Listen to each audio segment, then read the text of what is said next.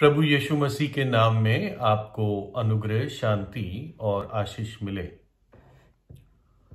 Salmon chess करके America के छठे चीफ जस्टिस रहे इब्राहिम लिंकन के टाइम, यानी सुप्रीम कोर्ट के सबसे बड़े जज रहे वो, छठे थे वो। और ये उनका जो पीरियड था या जितने उनकी जन्म और मृत्यु तिथि 1808 ईस्वी से 1873 ईस्वी। तो ये जो सालमन चेस थे, जो चीफ जस्टिस रहे, इनके जीवन में एक बार ऐसा समय आया कि ये बाइबल के ऊपर शक करने लग गए। भाई जज थे, जज हर बात को परख कर देखता है। कोई आकर जज के सामने खड़ा हो जाता है, उसकी बात को एकदम नहीं मानता है। ऐसा लगता है कि ये विश्वास करते थे बाइबल की सच्चाई पर कि बाइबल परमेश्वर का वचन है, लेकिन एक ऐसा समय आया इनके जीवन में कि उनको शक लगने लगा। तो उन्होंने ये सोचा कि चलो, मैं वकील रहा हूं पिछले समयों में, आज मैं जज हूं, एक तौर से सबसे बड़ा जज हूं इस देश का, तो मैं इस पुस्तक को, इसको परखूंगा। जब मेरे सामने कोई मुजरिम लाया जाता है तो मैं उसके पक्ष की और विपक्ष की दोनों बातों को सुनता हूं और तब मैं अपना जजमेंट देता हूं। तो मैं ऐसे ही करूंगा इस पुस्तक के साथ। एक जज की तरह मैं इस पुस्तक को परखूंगा और इस नतीजे पे पहुंचूंगा क्या यह मानने लायक है या नहीं है। तो वो कहते हैं कि मैंने एक लंबा समय लिया, बहुत गंभीर समय। मैंने गहराई से बाइबल को स्टडी किया और जैसे मैं अपने कोर्ट में, अपने कचहरी में किसी केस को हैंडल करता हूं, पक्ष की बात सुनकर मैं बह नहीं जाता, विपक्ष की बात सुनकर मैं कठोर नहीं हो जाता, वैसे ही मैंने बाइबल को देखा और मैं 3 नतीजों पर पहुंचा हूं।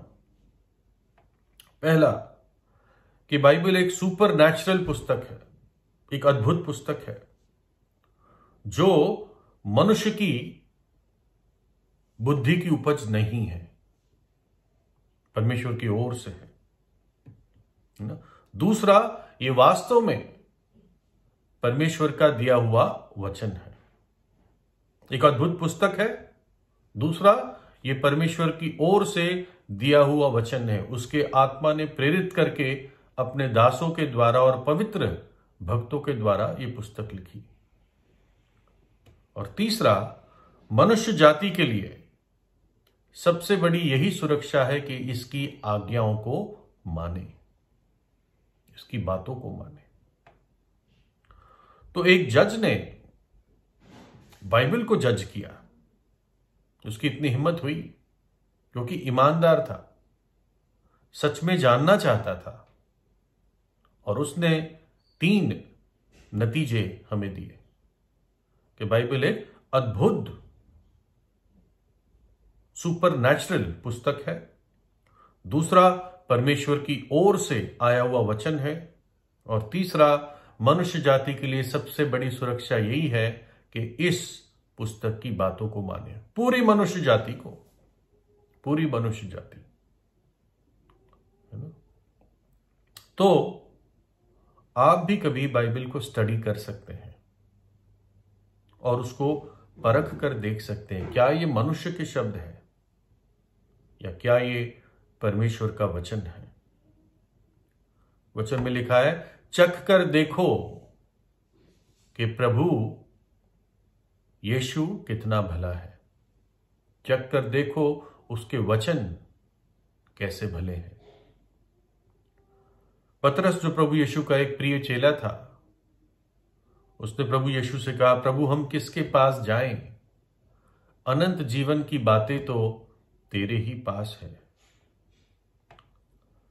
इस बाइबल को कई लोगों ने नाश करना चाहा, मैंने पहले भी जिक्र किया है। 303 ईस्वी में एक रोमी सम्राट था जिसका नाम था डायोक्लिशियन। और इसने एक फरमान जारी किया कि सारे यीशु मसीह के विश्वासियों को और बाइबल की कॉपीज को नाश कर दिया जाए, खत्म कर दिया जाए, बाइबल को और उसके पढ़ने वालों और विश्वास करने वालों को। और तीसरी सदी के अंत में उसने ये काम शुरू किया, एक युद्ध उसने बाइबल के विरुद्ध शुरू कर दिया। उसने यह आज्ञा दी कि हर एक बाइबल जो दिखती है मेरे राज्य में, या उसका हिस्सा या उसके पन्ने, वो सब जला दिए जाए। और हजारों विश्वासियों, प्रभु यीशु के विश्वासियों ने अपनी जान दे दी, क्योंकि वो जला देने के लिए अपनी बाइबल नहीं देना चाहते थे। उनको मारा पीटा गया, मार दिया गया कि अपनी बाइबल्स दे दो, लेकिन उन्होंने नहीं दी, या जहां उन्होंने छिपा दी उन्होंने नहीं बताया, तो वो मार दिए गए, हजारों विश्वासियों को। और 2 साल ऐसे उसने विश्वासियों को तंग करता रहा। और फिर 2 साल बाद उसने बाइबल के कुछ जली हुई बाइबल के राख को बिछाकर उसके ऊपर एक स्मारक बनाया। और उस स्मारक पर उसने लिखवाया, खोद कर लिखवाया, एक्सटिंक्टो नॉमिने क्रिस्टनोरम, एक्सटिंक्टो नॉमिने क्रिस्टनोरम, यानी यीशु मसीह के विश्वासी का नाम अब खत्म हो गया, अब मिट गया। सही अर्थ यह है, यीशु के विश्वासी का नाम अब मिट गया, कोई याद नहीं करेगा। ये उसने स्मारक बनाया ताकि याद रखे लोग कि मैंने कितना बड़ा काम किया। ये कब हुआ था? 3री सदी में, 3rd सेंचुरी। कॉन्स्टेंटाइन अगला राजा बना 20 साल बाद, डायोक्लिशियन के बाद। और इसके मन में विश्वास जागा यीशु मसीह के प्रति। इसने जो और प्रभु यीशु के विश्वासी थे, जो और बचे हुए थे, उनसे कहा कि मुझे नए नियम का एक भाग दो, प्रभु यीशु के वचनों का मुझे पुस्तक दो जो नया नियम है। और 24 घंटे में 50 कॉपी उसको दी गई। और डायोक्लिशियन क्या कह रहा था कि ये मिट गए, इनकी पुस्तक मिट गई, ये लोग मिट गए। लेकिन 24 घंटे में 50 कॉपी कॉन्स्टेंटाइन को दी गई और उसने आजादी दी लोगों को पढ़ने की। और करीब 17 सदियां पार हो चुकी है जब डायोक्लिशियन ने हमला किया था। शायद बहुत कम लोग आज डायोक्लिशियन का नाम जानते हैं, क्योंकि उसी का नाम मिट गया।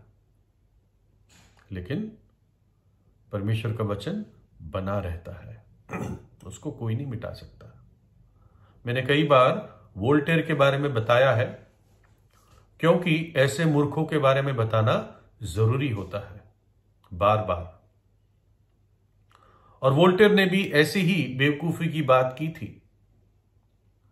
उसने 1780 ईस्वी के आसपास ये कहा था, आज के दिन से 100 साल बाद पूरी पृथ्वी पर बाइबल नहीं होगा, सिर्फ जो म्यूजियम में होगी, संग्रहालय में होगी, है ना। इसका भी यही था कि खत्म हो जाएगी, मतलब लोग अपने आप इसको नकार देंगे बुद्धिजीवी लोग। लेकिन 100 साल बाद वोल्टेयर तो मर ही गया था तब, और उसका घर और उसका प्रेस जिनेवा की बाइबल सोसाइटी उपयोग करती थी बाइबल छापने के लिए। और उस समय 100 साल बाद जब उसने कहा था, तब उसका जो पहली पुस्तक जो उसने लिखी थी वोल्टेयर ने, 20,000 उसने पुस्तकें और लेटर्स और आर्टिकल्स लिखे थे। तो जो उसका पहला पब्लिकेशन था वो करीब आज के हिसाब से 8 रुपए में बिक रहा था। 8 रुपए में, अंदाजे से कह रहा हूं, 10 रुपए मान लो। और उसी समय ब्रिटिश सरकार ने रशिया के जार से, रशिया के सम्राट से एक पुराना नए नियम का ओरिजिनल डॉक्यूमेंट $500,000 में खरीदा, जो आज के रेट के अकॉर्डिंग 3.6 करोड़ रुपए होते हैं। ऐसा मूर्ख वोल्टेयर बना, ऐसा मूर्ख डायोक्लिशियन बना। परमेश्वर का वचन सदा बना रहेगा। स्वर्ग और पृथ्वी टल जाएगी, परंतु मेरा वचन कभी नहीं टलेगा, प्रभु यीशु ने कहा। वचन 2:4 में लिखा है, वो जो स्वर्ग में विराजमान है हंसेगा, प्रभु उनको ठट्टों में उड़ाएगा, चाहे कोई भी क्यों ना हो, कितनी बड़ी ताकत क्यों ना हो। राज्य राज्य भी उसके सामने बाल्टी में की बूंद के समान है। और यशायाह 40 कहता है, राज्य राज्य उसके सामने कुछ नहीं है। बाइबल परमेश्वर का वचन है। बाइबल हमें स्वर्ग का मार्ग बताता है।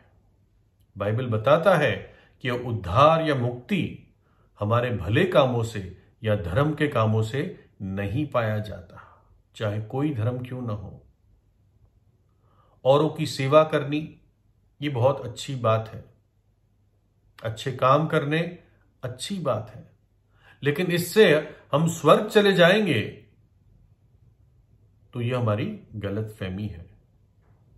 यशायाह 64 में लिखा है, हमारे धर्म के काम मैले चिथड़ों के समान है उसकी पवित्र आंखों की नजरों में। बहुत धर्म के काम, बहुत ज्ञान, बहुत परिश्रम, बहुत शरीर को कष्ट देना, ये कोई मार्ग नहीं है स्वर्ग पहुंचने का। परमेश्वर भयंकर रीति से पवित्र है और हम इस शरीर में उस पवित्रता को नहीं पा सकते, क्योंकि हम पाप में गिर चुके हैं। बाइबल कहती है, परमेश्वर ने जगत से ऐसा प्रेम रखा कि अपना इकलौता पुत्र यीशु मसीह दे दिया, ताकि जो कोई उस पर विश्वास करे वो नाश ना हो परंतु अनंत जीवन पाए। वचन बताता है कि एक ऐसा मार्ग है जो मनुष्य को ठीक लगता है, लेकिन आखिर में उसके मृत्यु ही मृत्यु है। लेकिन परमेश्वर हमें जीवन का मार्ग दिखाता है, जीवन का मार्ग देता है। पापों की मजदूरी तो मृत्यु है, परंतु हमारे परमेश्वर का वरदान प्रभु यीशु मसीह में अनंत जीवन है। प्रभु यीशु में परमेश्वर हमें अनंत जीवन देता है।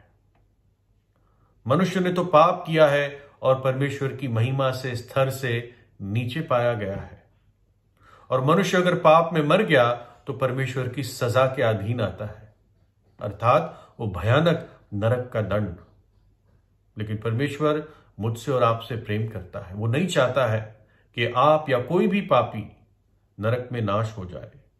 इसलिए वो मनुष्य का रूप धारण करके एक कुंवारी के जरिए इस धरती पर उसने जन्म लिया, और आखिर में उसने कलवरी के क्रूस पर अपनी जान दे दी, हमारे पापों की सजा अपने ऊपर ले ली, अपना बलिदान दे दिया, अपना पवित्र लहू बहा दिया, ताकि जब आप विश्वास करें, जब एक मन फिराने वाला, पश्चाताप करने वाला पापी विश्वास करे, तो यीशु का लहू उसको सब पापों से शुद्ध कर दे। बाइबल बताती है कि पवित्र शास्त्र के अनुसार प्रभु यीशु मसीह तीसरे दिन जी उठा। आज पापी के दिल के द्वार पर खड़ा हुआ खटखटाता है, यदि कोई मेरा शब्द सुनकर अपना द्वार खोलेगा तो मैं भीतर आऊंगा और उसके साथ संगति करूंगा, उसके साथ रहूंगा। तो इसलिए सच्चे हृदय से अपने पापों से पश्चाताप कीजिए, प्रभु यीशु पर विश्वास करें और प्रार्थना करके प्रभु यीशु को अपने हृदय में बुलाएं।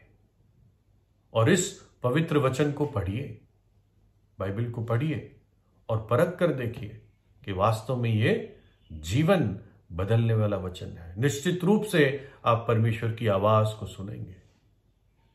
एक बिना पक्षपात के विचारों से इसको पढ़िए कि मैं पढ़ के देखूं ये क्या कहता है, ये वचन क्या कहता है, और फिर आप अपना निर्णय कीजिए। प्रभु यीशु आपको आशीष दे।